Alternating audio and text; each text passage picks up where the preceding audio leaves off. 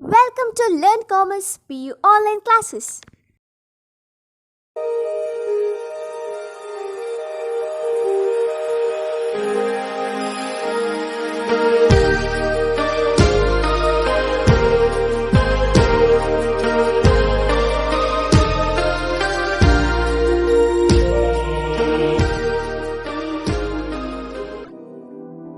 Don't forget to like our video and subscribe our YouTube channel for all the updates.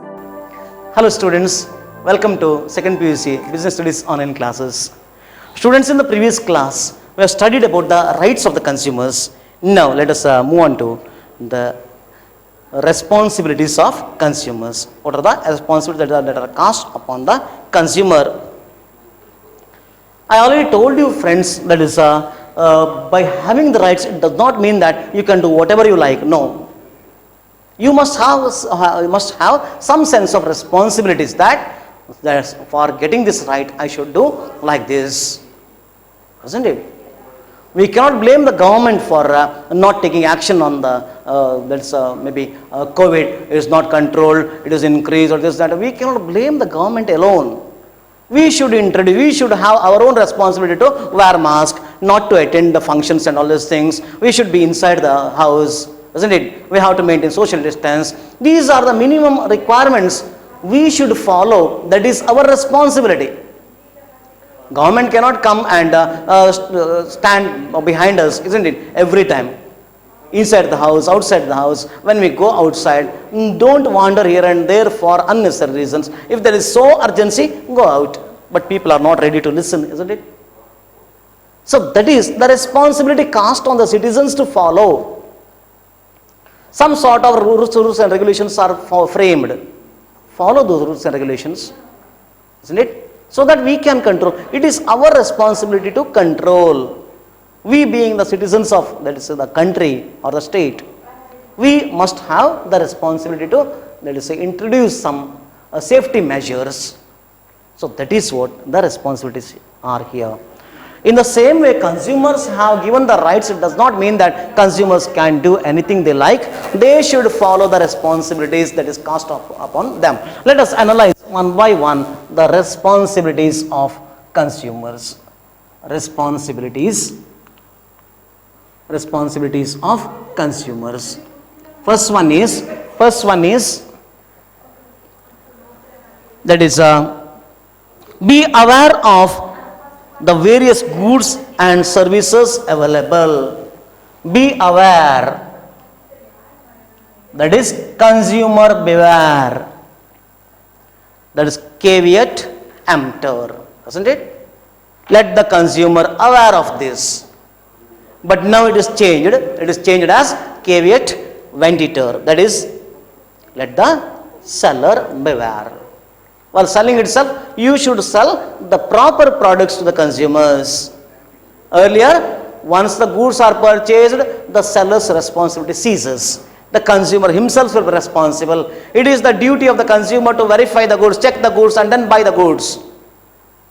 That was the earlier rule. Now it is changed. Now, seller, while selling itself, give the best quality or the product which has no dangers in the product. Sell only those products, isn't it? So that is about beware. So be aware of the products and services available in the market. How can it be known? By seeing various advertisements, isn't it? By listening to your friends or any messages, information given in the newspapers, magazines, or different channels, isn't it? So be aware of the products and services available.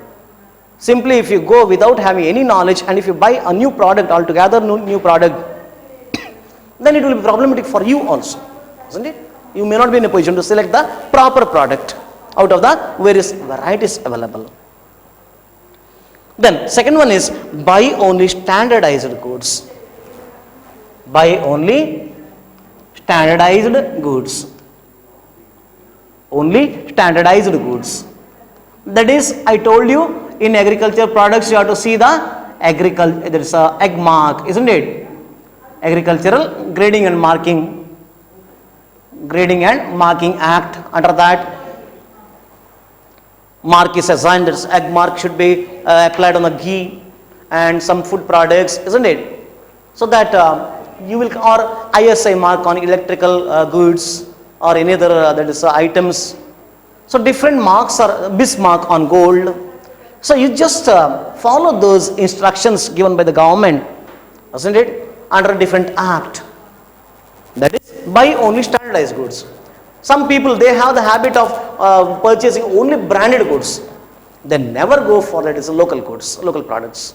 Only branded. They prefer only branded one, because branded goods, they have the certain specification and they must follow it, because there will be checking. Now and then there will be checking, so that the branded goods most of the times remains that's in good quality, remains good quality products. So buy only standardized goods. Next one is, learn about the risks associated with the products and services. Learn about the risk. About the risk.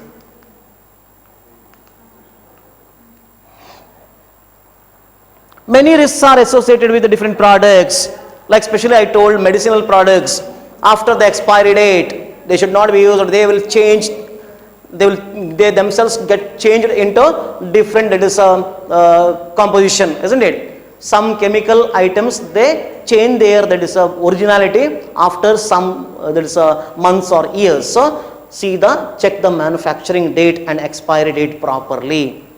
That is your responsibility, consumer's responsibility. So learn about the risk.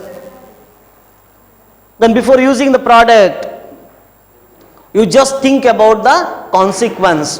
What might happen if I use this product? Isn't it?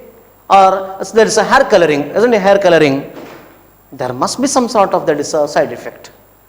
Even though they claim that there are no side effects, no ammonia, no this, no that, but still there will be some sort of chemicals in that.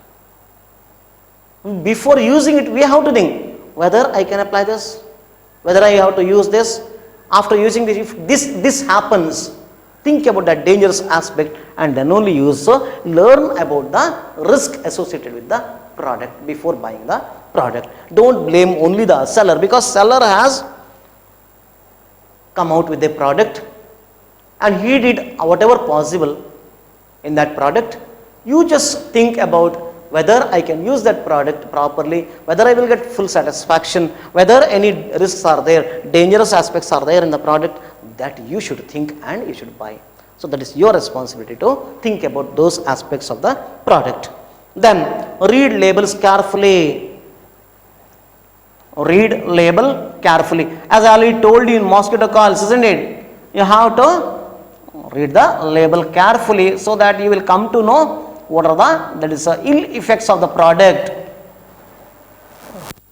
So here you should learn about the read the label carefully. What are the instructions given on the label and what are the contents are there, contents that are there in the product.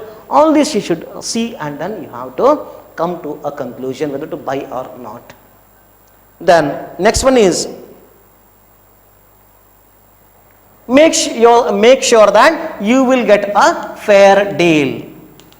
Fair deal in the sense, do maximum bargaining, select the best quality product from varieties, ask for varieties, choose the best one which is which gives maximum satisfaction to you as you think, and do the best bargain. Even on MRP you can bargain, isn't it? Even on MRP you can bargain, because out of the 20% or 30% profits that are given to the seller by the manufacturer or the wholesaler, he can spare maybe 5% or 10% or 2% or 3%, whatever the percentage is. Any amount given as a discount is a profit for you. Am I correct? So do the best bargain. Ask the seller, can you give me at this much price? If you purchase 6 soaps together, some retailers, they will give discount on the MRP. If the MRP is printed as 30, they may charge 29 for each soap. If you buy 6 soaps together, half dozen or 1 dozen, they may reduce it to maybe 28 and a half, like that, isn't it?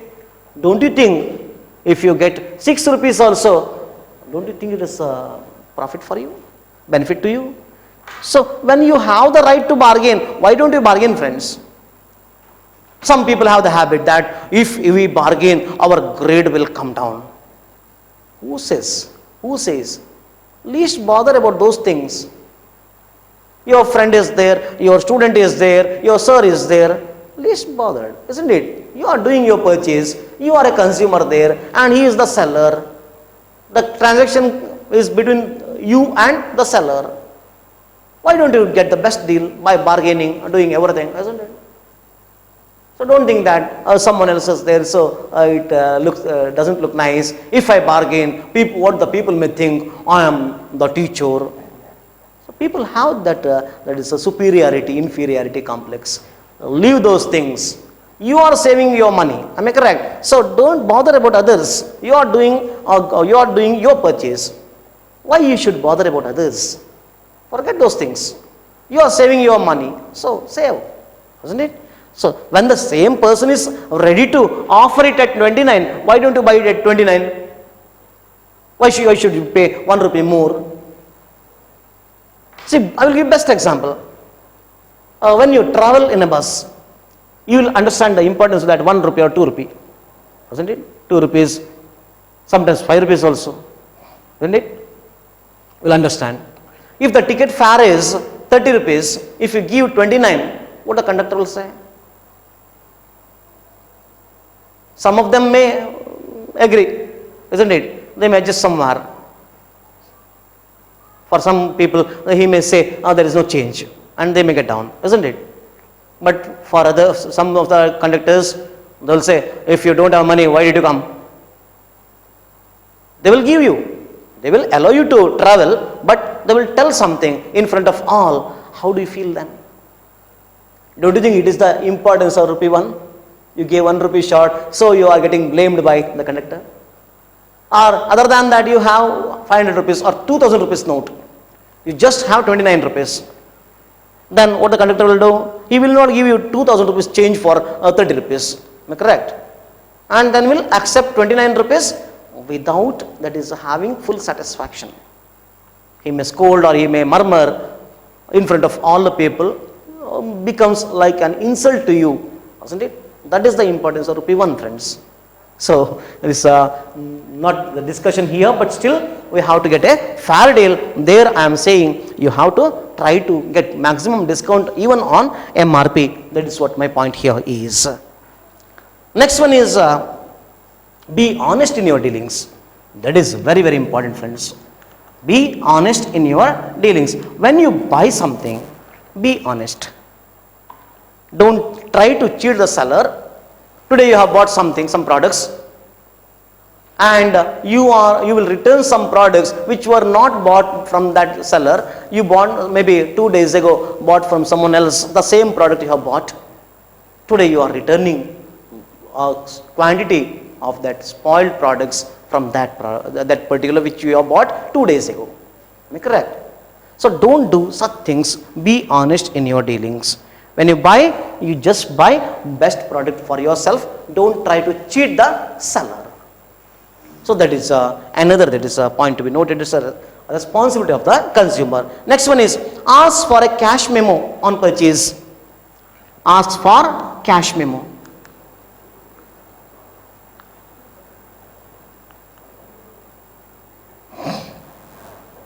What is cash memo? A proof of purchase, isn't it? When you buy a product, get cash memo so that you can fight against the seller. That is not physical fight, legal fight you can do. If the product is not up to the mark, and if the seller says, no, it is not sold by me, do you have a proof? Today I have bought one refrigerator from one shop.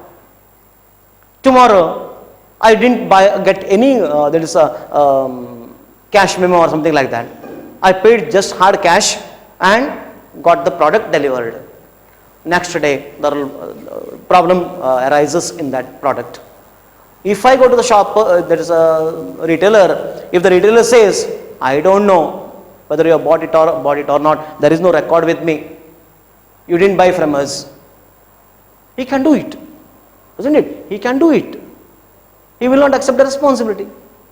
No liability, otherwise liability will come. If he accepts the responsibility, then liability will come. So he may reject that, I don't know whether you have bought it or not. Many customers comes to our shops, we don't know who purchased, who didn't purchase. So we have no proof. Do you have any proof that you have bought from our shop? Or the customer will come out with this information? No, I don't have any proof. Then we cannot do anything. If you pay money for the repair, then we will do it. He has the right to say that, because there is no proof with the customer, isn't it? So such case arises. For that reason, when you buy the product, don't take any sympathy on the seller. Ask for cash memo, get the cash memo. If there is a there is a mismatch as per your requirement, then you can return the product by showing the cash memo. Or if the product is defective one, you can get it replaced with the same retailer by showing the cash memo and without paying additional money. That is next responsibility. Next one is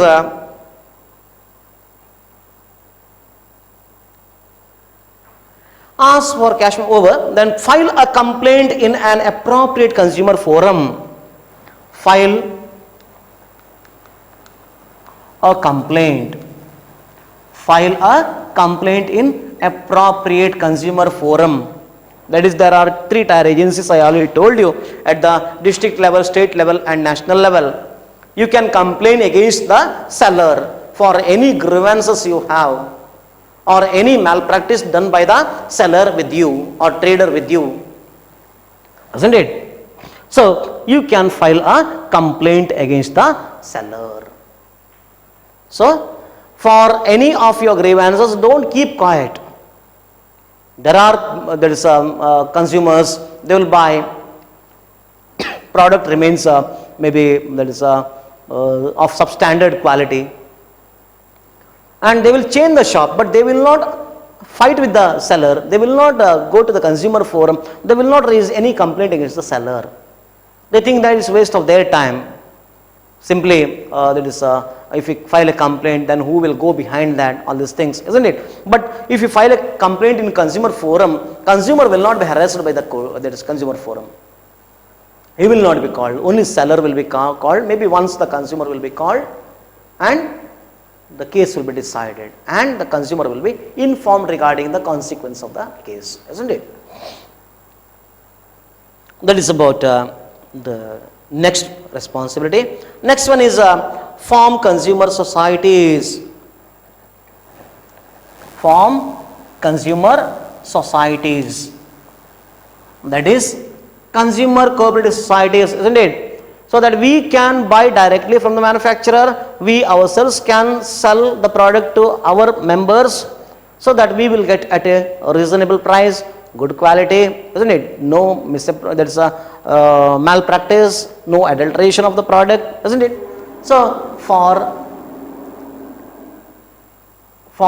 consumer society, so that you will be saved from all those dangerous aspects of the products, and you will get the products at a cheaper rate. So this is about the next responsibility of the consumer. Respect the environment. Next one is respect the environment. Respect the environment.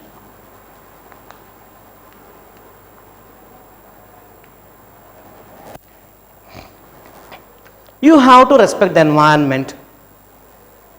Being a consumer, it is your duty not to spoil the environment. Always take a carry bag with with you to make the purchases. You know that you are going to market, you will buy something, isn't it? You are going for shopping. You will buy some products. You need a carry bag. Why don't you take it with you? Instead of using those plastic bags, use some jute bags or anything that's manufactured, which is available, which is stronger than the carry bag. Sometimes it happens, friends. People buy this vegetables and all these things. Sometimes the brinjal, isn't it? It has its one side sharp, or some other maybe vegetables they will buy. They'll fill it in carry bag. There's a plastic carry bags, isn't it? While going, a small hole happens and the vegetable falls, isn't it? Then what happens? The person may not be in a position to, he will feel like ashamed if he picks that vegetable from the road, and the person will not turn and see also how much is fell. Simply he will straight away will go. If someone knocks him and asks, says, say vegetable fell, isn't it? He will be least bothered. So let it be. Isn't it? He will say like that. Maybe very costly vegetables are there, isn't it? Some 120 rupees, 150 rupees. So in such cases, or fruits for that matter, apple you have to pay 170, 150, something like that. Isn't it? One apple costs around 25 rupees, maybe 30 rupees. So during that time, it is better if you take a carry bag. Otherwise what happens? You will get the plastic carry bag from the shopkeeper. You will open the carry bag. You will remove the vegetables and you will throw it in the environment. So you are spoiling the environment, correct? So cultivate that habit. Try to protect the environment. Don't throw the battery cells, isn't it, or any other dangerous items in the environment. Dispose it properly as per the instructions of the government. So that these are the responsibilities that are cast upon the consumers. So having the rights does not mean that consumer can do anything as he likes.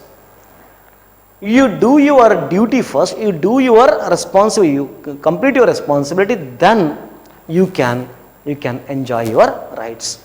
So just by having the rights, it does not mean that you will simply forget the responsibilities. It will not work. That is not good for the consumers and even for the society. So this is about the responsibilities of the consumers. Will take up, that is, ways and means of consumer protection in the next class. Then we will take up redressal agencies and relief available. That's all out of this chapter. I think 2 more classes are required for me to complete the syllabus. So yes, take the assignment now. Mention the responsibilities of consumers. Mention the responsibilities of the consumers under the Consumer Protection Act. Under the Consumer Protection Act. Submit assignment on time. Thank you for watching this video. Thank you. Don't forget to like our video and subscribe our YouTube channel for all the updates.